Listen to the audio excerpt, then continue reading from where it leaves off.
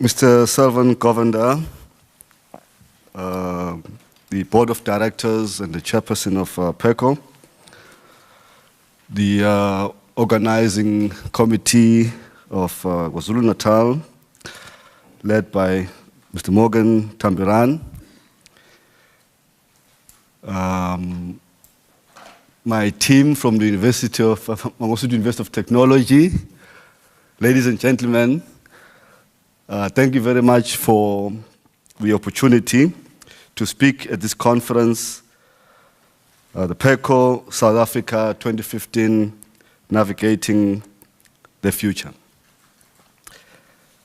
Ladies and gentlemen, I also want to take this opportunity for the organizers to actually organize this conference in Durban. As you know, Durban is the place. And this reminds me, some of you probably know Frankie Preverly of Mays when he says, "This is the place, this is the place." And so the excitement about Durban is always there, whether it's summer, spring, winter, autumn, doesn't matter. Durban is always the place to be. Please know, I'm not from Durban, so I'm not praising Durban because I'm from Durban. I'm not from Durban, I'm actually from Newcastle, which is a very cold place somewhere up in the north of KwaZulu-Natal. And I live in Pretoria and work in Umlazi. So, yeah, it's true. I'm from Newcastle, I live in Pretoria and work in Umlazi in Durban. So you can imagine the logistics and coordination that are required to be able to actually do my work. Actually, I was just talking yesterday with Selvan over dinner that because of the Fees Must Fall campaign, our program had to change in a number of ways. But certain things had to happen, and I had to spend a couple of days away in Camperdown. But I couldn't do anything other than just focus on what I was doing in Camperdown. Taking into account that, of course, I have to wake up here and be here this morning to be able to be with you. Ladies and gentlemen, I also like to acknowledge one of our staff members, Mr. Vitalis Ndimande, who actually, and I think sometime in July or June, July, somewhere there, kept on asking and pestering, you have to come and speak at this conference, So I take this opportunity realizing the importance and value of the PECO community as our community and so on. Ladies and gentlemen, this conference, I'm not sure how much time. When I talk, I tend to talk too much. So if you feel like I'm talking too much, please raise your hand. I must say that. I must say that up front because I can really. But what I was saying is that this conference is about navigating the future. The future is dependent on two things, the present and the past. As a history person, I learned that history is a study of the past in order to understand the present and be able to predict the future. There are two components here that we know about. The one is where we are at this point in time and where we come from. But we don't know where we are going. So now and then, we have to think using our past experiences to make a determination as to what is likely to happen in the future. And so it becomes important for a conference of this nature to be able to think along those lines. But before we get to that point, I would like to take you back in terms of, the history of our higher education system. And I know our history goes back a long way, but actually it starts somewhere in 1994, in a sense that the new policies, the new thinking about our higher education system. Let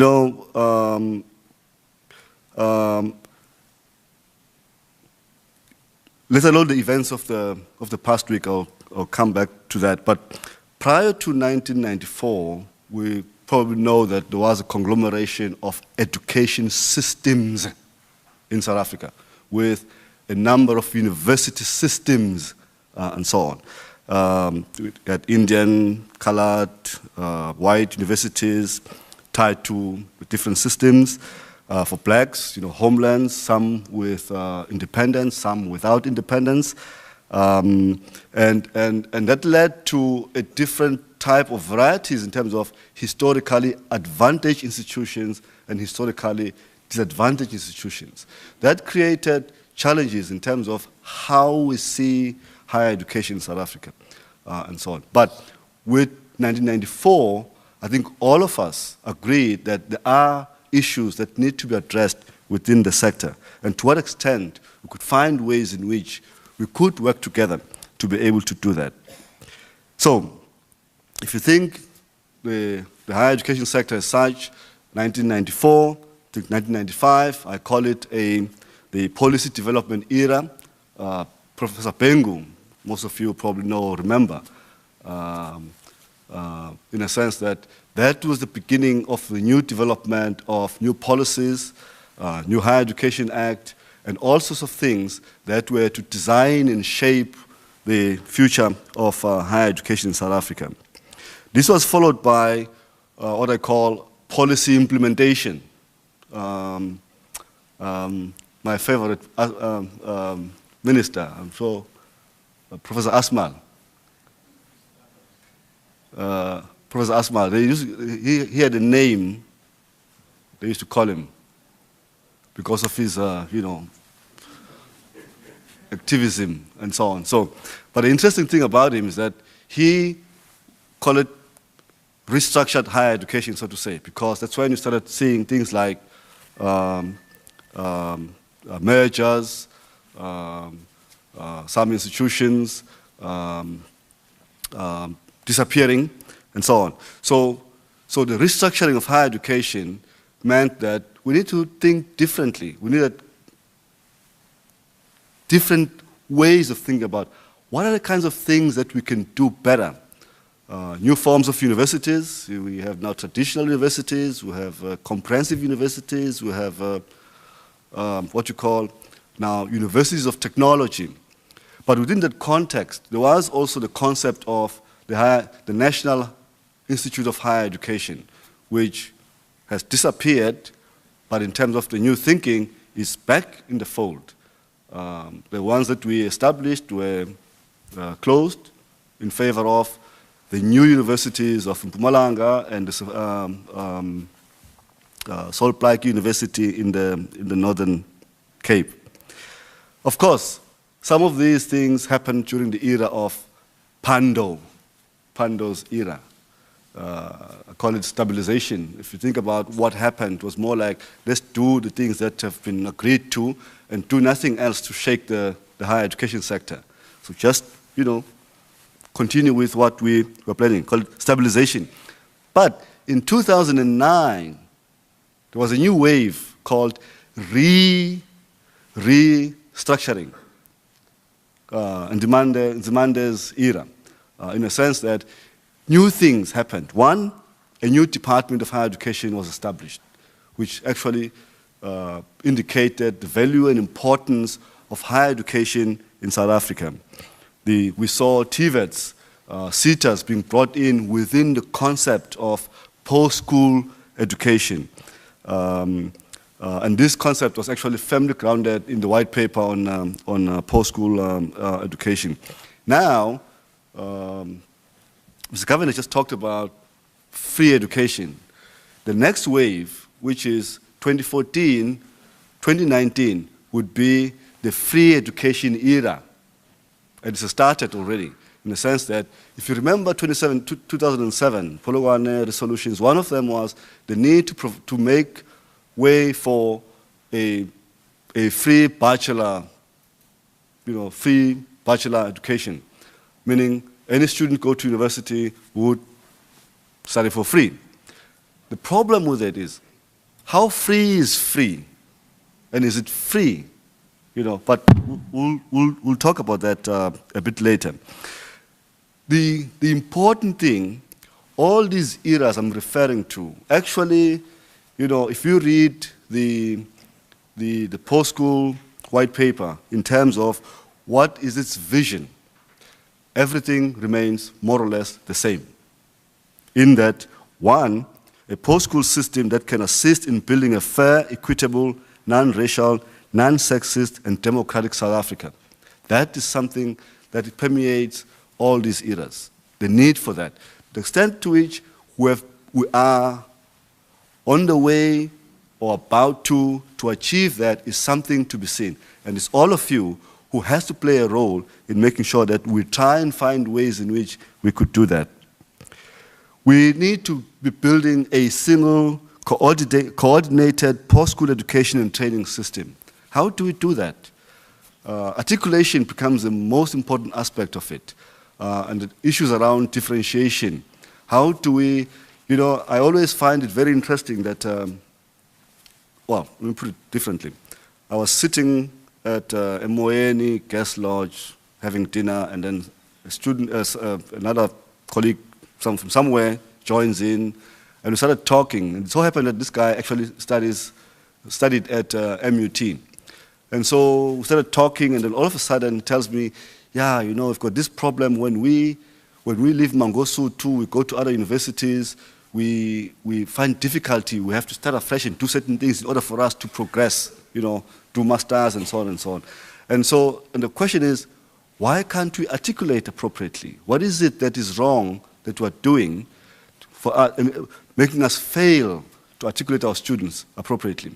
But the other thing that I realized was that actually we sometimes don't know that, within the context of our work environment, you have your professionals, your specialists, your professionals, your technicians, technologists, and your artisans.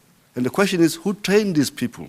And how do we make sure that if I decide to be an artisan, and 5-10 years down the line, I want to be a technician, how do I progress to that? And beyond that, and so on.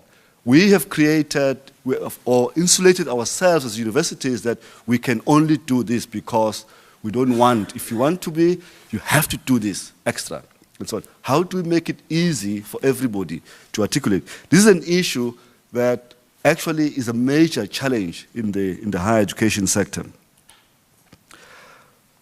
A strong and more cooperative relationship between education and training and the employment sector. These are critical aspects that we need to think about and so on. But in terms of expanding access, the sector has grown. If you think about in 2007, there were about 700,000 students in higher education.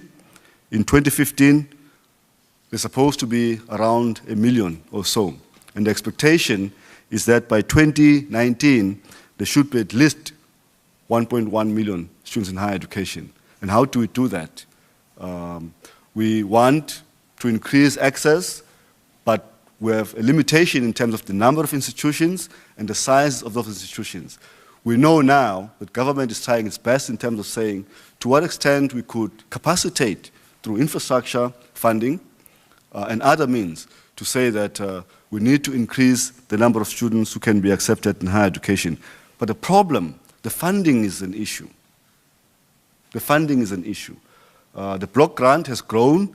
If you think about 2004, from 8 billion to 20 billion in 2015. But that's just the block grant.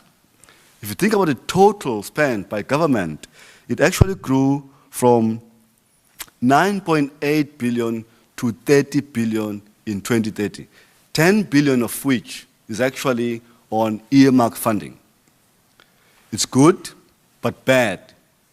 I mean, my team, finance, spend more time auditing a number of grants, earmark grants, that we're not allowed to actually charge the audit fees back to government, meaning that we have to have additional money to be able to service these grants. These are the issues that you find in higher education being of interest. But of course, the issue of free education, as I said earlier on, today, government contribution in terms of real value is less than what it is in 2004. And today, we have absorbed what you call it fees must fall. higher education, we as Mangosuthu, we have to absorb at least about 40 million. But interestingly enough, we had already calculated that in 2014 alone, we were undercharging our students by 47 million. Meaning, for every student registered in 2014, we didn't collect, not that we didn't collect, we didn't charge them 4,100 such. And by the way, we happen to be the most affordable university in South Africa, you know. But still, there are those issues in terms of how do we make provision for the services that are required by the students if we're not able to collect or charge them appropriately. Now, it means that one way or the other, government is going to have to take that portion on our behalf. And of course, believe you me, come 2016, the students are going to call for free education, and we will give them. Why? Because we've shown them, if you make noise, we'll give you. You know, so that's the challenge. All these problems in higher education, you know, we spend approximately 50, 60 billion in higher education. And all these need to be, we have to procure services one way or the other. We have individual procurement offices within universities, and to the extent possible, the changes in the sector, but the changes also in procurement require that a new procurement think we need to look at. You know, if you think about the two papers that were produced, I think in 2013, by one by Deloitte and the other by KPMG, you know, talked about the future of procurement, in a sense that why procurement must transform itself. You know, Deloitte argues that we need well, the paper propagates for a radical rethink about procurement by 2020, in a sense that we must see procurement as an arbiter of risk, reward, and creativity, as a nexus of, at the nexus of finance, operations, and supply chain. We must see the people within procurement with a rich, or what you call talent rich. See them as risk forecasters, but also see them as idea generators and innovators, not just as people who buy stuff for us, but how they help us play a more strategic role. And I do believe that within the context of this conference, the couple of days you're here, you will be able to explore these kinds of things and how best we could benefit from. The KPMG study called Future Buy, the future of procurement, looked at, you know, procurement people as financial experts, internal consultants, intelligence agents, relationship brokers, risk managers, and more so as legal contracting experts. But also, you know, some of us think that because I want this thing, then I know. You know, we must see them as supplier coach. How they interact and work with our suppliers to be able to bring the users to benefit from that. And so how do we do all these things? All this requires a different kind of a procurement woman or man as such. So to the extent possible, and I hope that the time you spend here will be of value because, of course, we have the users, which are the universities, and we have the suppliers, and to the extent possible, what can we benefit from one another and be able to chart the way. More so, if we think about the cost of higher education, how do we use economies of scale to be able to reduce the cost? You know, and these are the things that we have to, as managers, find ways in which we're able to. And so procurement PERCO South Africa would play that role as such. Ladies and gentlemen, thank you very much. Thank you, Professor Ndlovu. We see you're a great supporter of free education and also of the procurement departments within the institutions.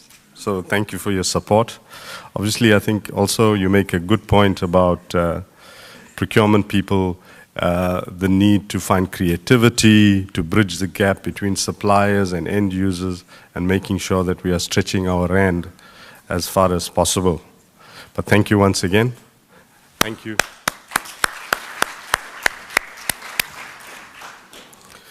Next up is Dr. Martin Mandew, who will be chairing and facilitating the conference for the next 3 days.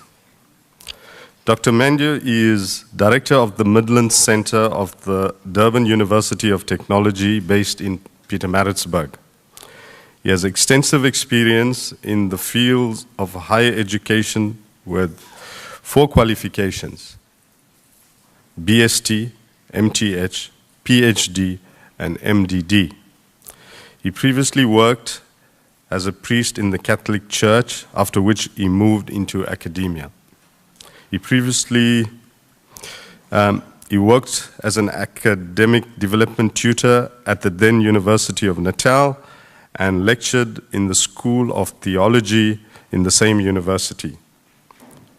He was then appointed as an Assistant Vice-Chancellor of Student Services at the ML Sultan Technikon when he assumed duties as Executive Director, Academic Development, Training and Skills Provision at the Durban Institution of Technology. He served as a board member on the South African Association for Academic Development and as an editorial board member of the Academic Development Journal. He currently serves as a non-executive director on the board of the Cancer Association of South Africa.